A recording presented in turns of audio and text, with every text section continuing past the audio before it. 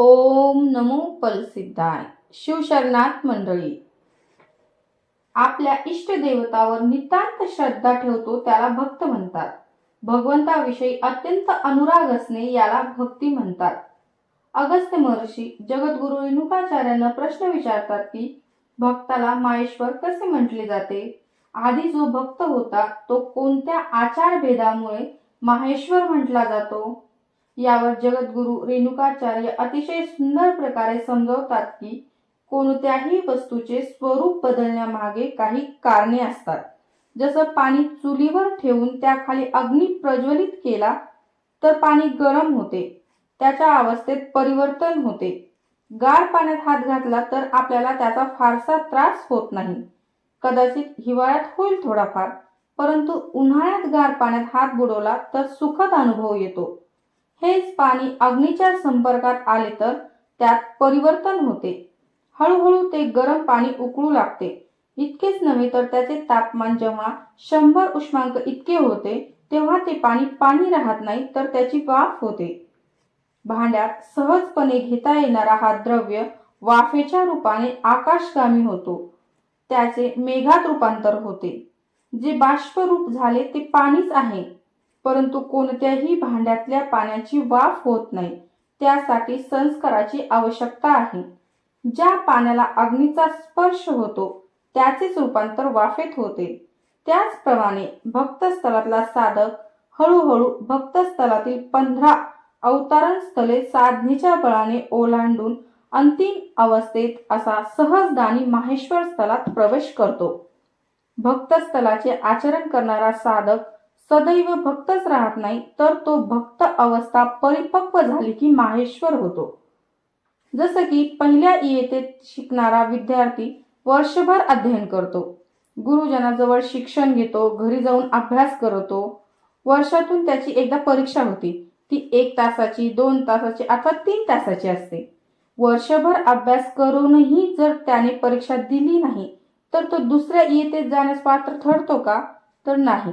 त्याला पुन्हा पहिल्याच इयत्तेत बसावे लागते.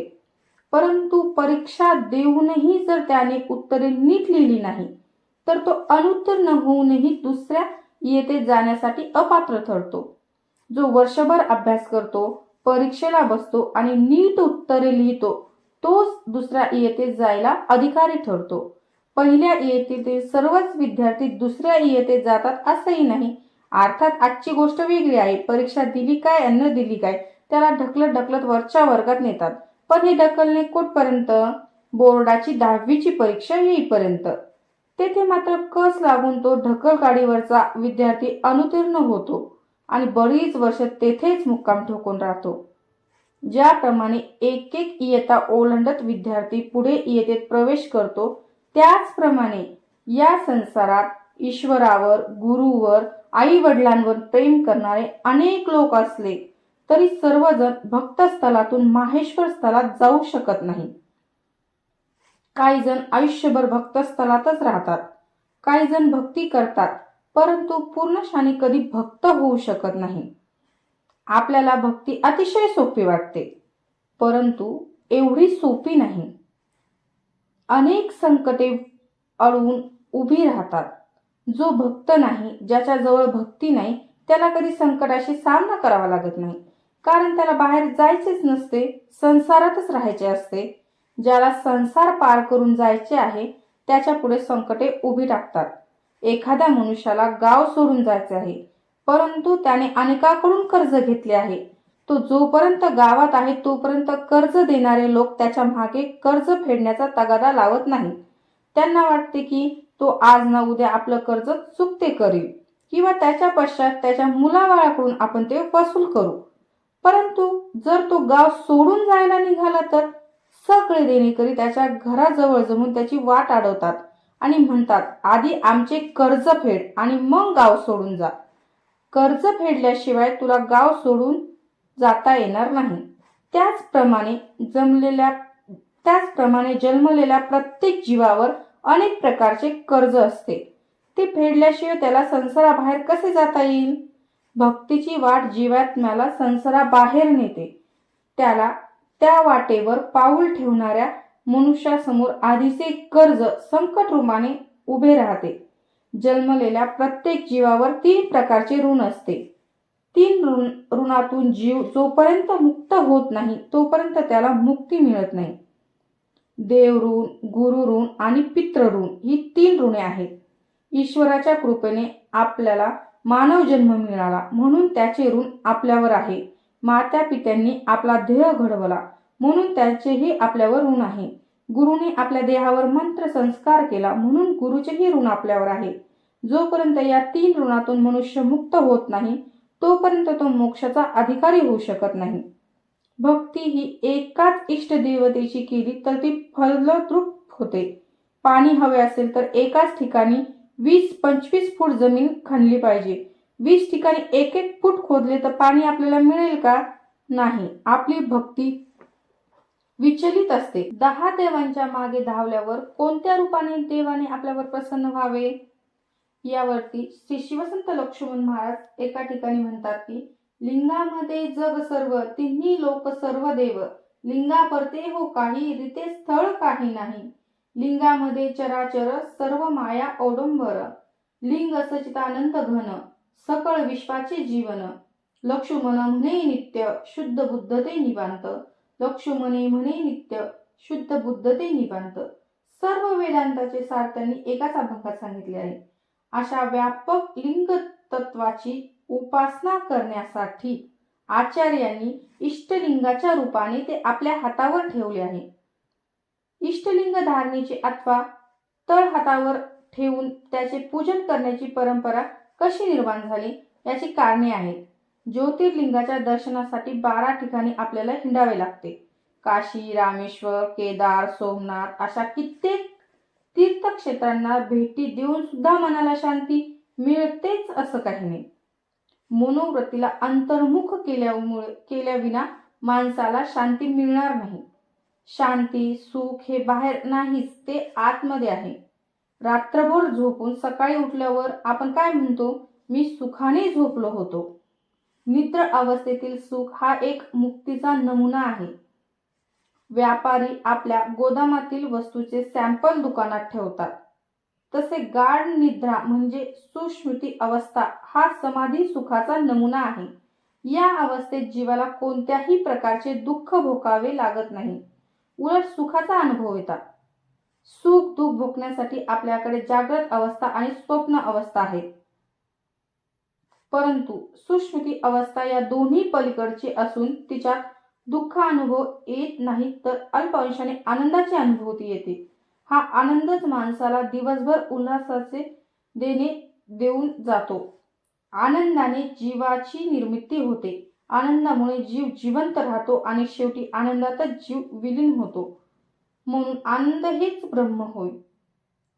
संसारात सुख दुःख मिळते परंतु आनंद मिळत नाही. जीवात्म्याला आनंद मिळाला नाही तर तो जिवंत राहणे कठीण. झोप न घेणारा मनुष्य किती दिवस जगू शकेल? 4-5 दिवस तो झोपे वाचून काढेल, परंतु 6व्या दिवशी केव्हा झोप लागली हे त्याला कळणार देखील नाही. झोप आपल्या आयुष्याला कवटाळून बसली आहे. माणसे पूजा करताना झोपतात, कोणी प्रवचन ऐकताना झोपतात. झोपेला स्थळाचे काळाचे भान नसते, ती कुठेही कधीही येते. या झोपेत म्हणजे निद्रा अवस्थेत माणसाला जो आनंद मिळतो तो मुक्ती सुखाचा एक अंश आहे, एक सॅम्पल आहे. संसारात ज्याला आम्ही सुख म्हणतो त्यात याच आनंदाचा एक अंश असल्यामुळे आपल्याला ते आनंददायी वाटते. वस्तुतः सुख म्हणजे आनंद नव्हे. जर सुख आत असेल, आत्मरूपात असेल तर वृत्ती अंतर्मुख केली पाहिजे. त्यासाठीच आचार्यांनी आपल्याला इष्टलिंग प्रदान केले आहे. आता आपल्याला इकडे तिकडे पळण्याची गरज नाही. आपल्याला ध्यान करायचे असो वा जप करायचा असो तर या इष्टलिंगाच्या साक्षीने केला पाहिजे.